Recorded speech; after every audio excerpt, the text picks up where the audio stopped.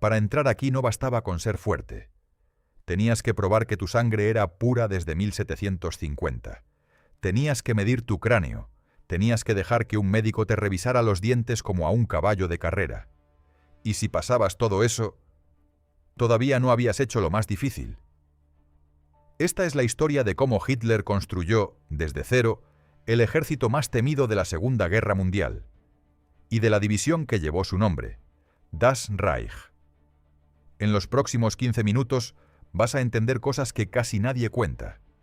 ¿Por qué el primer caballero de la Cruz de Hierro de toda esta fuerza se lo dieron a un hombre con apenas semanas en combate? ¿Por qué hacia el final de la guerra más de la mitad de estos soldados ni siquiera eran alemanes? ¿Y por qué un oficial recibió la orden de quitarse la vida por algo que hoy nos parecería casi insignificante? Todo eso tiene una explicación, y empieza mucho antes de la guerra. Empieza con un examen médico que parecía sacado de otro siglo. Esto es, historias que cambiaron el mundo. Cada semana, los hechos reales que la historia oficial suele contar a medias. Si te gusta este tipo de contenido, suscríbete y activa la campana y dale like, que es gratis. Así no te pierdes ninguna.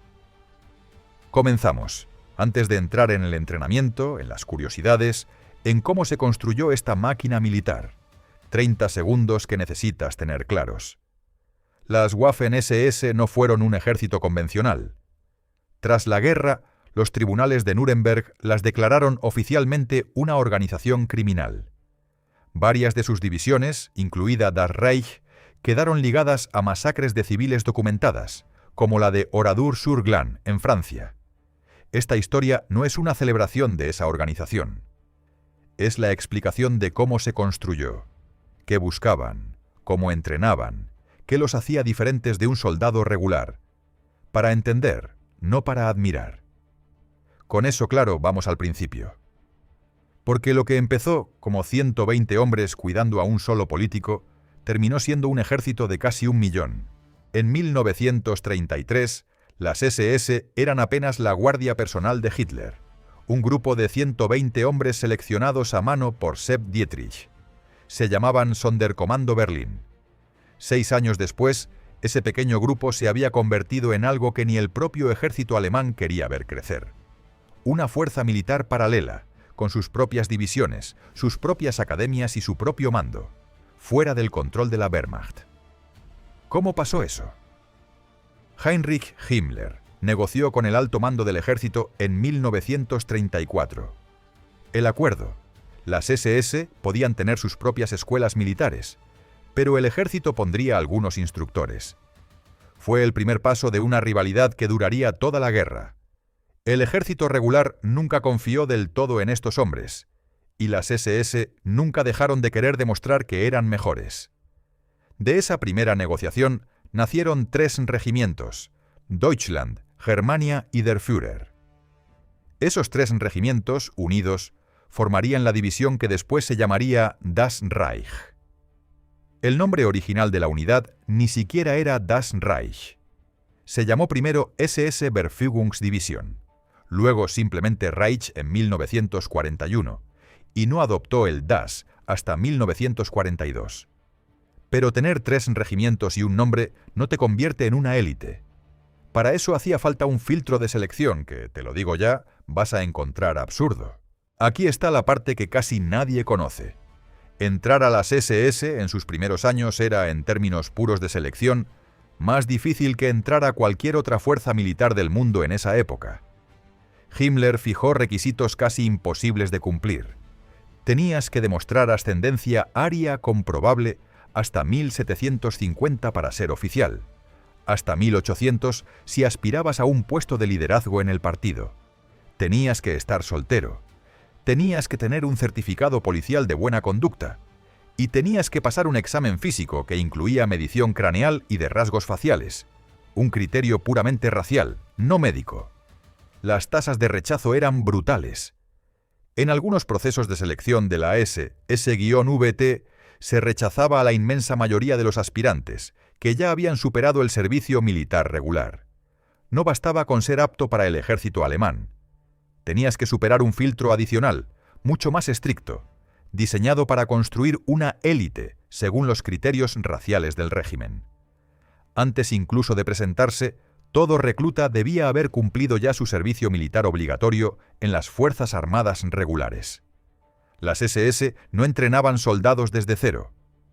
Reclutaban soldados ya formados y los sometían a una segunda capa de selección y adoctrinamiento. Y si pensabas que pasar ese filtro era lo difícil, lo que venía después hacía que ese examen pareciera un trámite. Si pasabas el filtro de selección, lo siguiente era un entrenamiento diseñado para ser, deliberadamente, más exigente que el de la Wehrmacht. El periodo de servicio inicial en la Totenkopf, una de las divisiones hermanas, pasó de 4 años a 12 en apenas unos años, algo sin precedente en otros ejércitos de la época. El entrenamiento físico era constante. Marchas forzadas, ejercicios de combate cuerpo a cuerpo, manejo de armamento capturado de varios países. Muchas unidades usaban fusiles checoslovacos requisados tras la anexión de Bohemia y Moravia, y simulacros de combate real, con munición viva, que causaban bajas incluso antes de llegar al frente. Las academias de oficiales SS, llamadas SS Junkerschulen, las más conocidas en Bad Tolz y Braunschweig, no solo enseñaban táctica militar.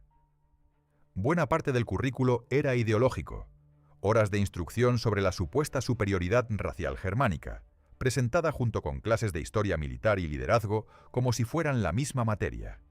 Eso es clave para entender a estos soldados. El adoctrinamiento no era un añadido aparte del entrenamiento militar. Estaba entrelazado con él, en el mismo salón, con el mismo instructor.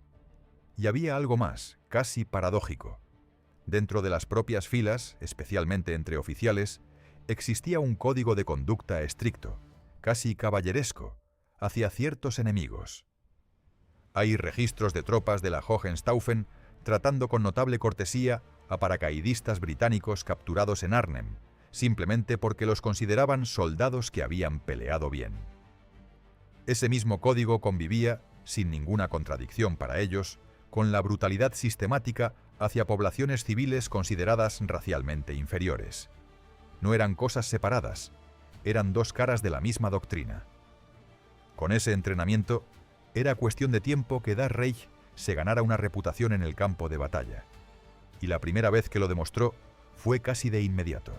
Con ese entrenamiento, Das Reich llegó a su primer gran combate en mayo de 1940, durante la invasión de los Países Bajos.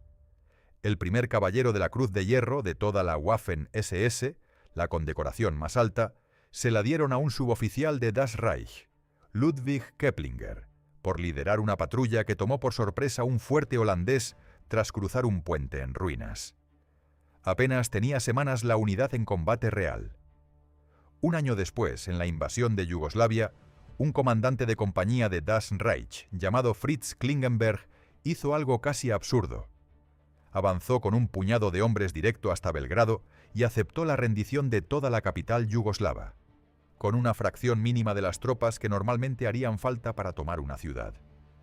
Para 1943, Das Reich ya formaba parte del segundo cuerpo Panzer SS, junto a otras 2 divisiones de élite, y combatió en una de las batallas más grandes de tanques de la historia, Kursk. A diferencia de las divisiones Panzer regulares del ejército alemán, que solían tener un batallón de tanques, las divisiones Panzer de las SS, incluida Das Reich, tenían un regimiento completo. Eso las convertía, sobre el papel, en unidades blindadas mucho más pesadas que su contraparte del ejército regular, uno de los privilegios que Hitler les daba por su cercanía política al régimen. Pero aquí viene el dato que más sorprende de toda esta historia.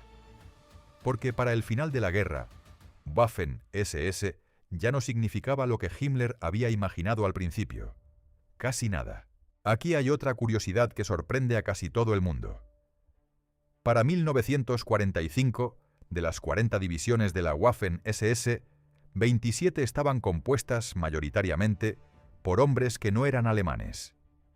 Holandeses, flamencos, daneses, noruegos, letones, estonios, ucranianos, croatas, incluso voluntarios musulmanes de los Balcanes, organizados con el apoyo espiritual de imanes formados bajo el régimen. ¿Por qué? Porque para 1943 ya no había suficientes alemanes racialmente aptos, según sus propios criterios, para sostener el ritmo de bajas en el frente oriental. Himmler tuvo que abandonar su propio ideal de pureza racial casi por completo, y empezó a reclutar, y en muchos casos a forzar el reclutamiento fuera de Alemania. El primer no alemán en recibir la Cruz de Hierro fue un holandés, Gerardus Moyman, después de destruir 17 tanques soviéticos T-34 con un cañón antitanque. La propaganda de las SS lo usó como ejemplo de que un germánico de fuera del Reich podía ser tan valioso como un alemán. Una manera conveniente de justificar lo que en realidad era pura necesidad de tropas. Y aquí llegamos a la parte de la historia que casi nunca se cuenta. Lo que costaba, en términos humanos, pertenecer a esta supuesta élite. Pertenecer a esta élite tenía un costo brutal. Las divisiones Panzer SS, incluida Das Reich, sufrieron tasas de bajas altísimas, superiores a las 300.000 muertes o desapariciones combinadas en toda la Waffen-SS durante la guerra. Y el honor de pertenecer a una unidad de élite no eximía de la disciplina interna, casi medieval, que imponían entre ellos mismos. Hay un caso documentado de un oficial de Das Reich que, tras una falta de conducta con una mujer en territorio soviético, recibió la orden de ir a su habitación y dispararse, y lo hizo sin que mediara ningún proceso formal. Esa mezcla, disciplina feroz hacia adentro, brutalidad sistemática hacia afuera, es quizás el rasgo que mejor define a esta organización.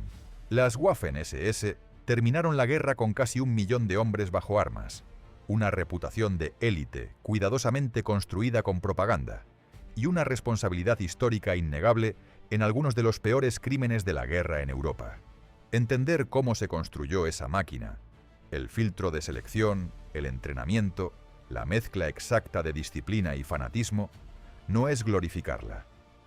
Es la única manera de entender cómo hombres comunes, paso a paso, terminaron convertidos en lo que fueron. Al principio te dije que ibas a entender por qué un oficial recibió la orden de quitarse la vida por algo que hoy nos parecería casi insignificante. Esa es exactamente la pregunta que te dejo.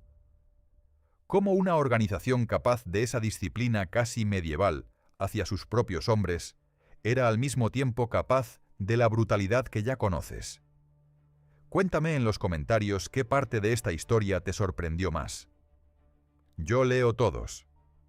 Si quieres entender la otra cara de esta misma guerra, ya tienes en el canal La caída de Berlín completa, el final de todo esto que empezó hoy. Suscríbete a Historias que cambiaron el mundo. Cada semana una historia que los libros suelen contar a medias.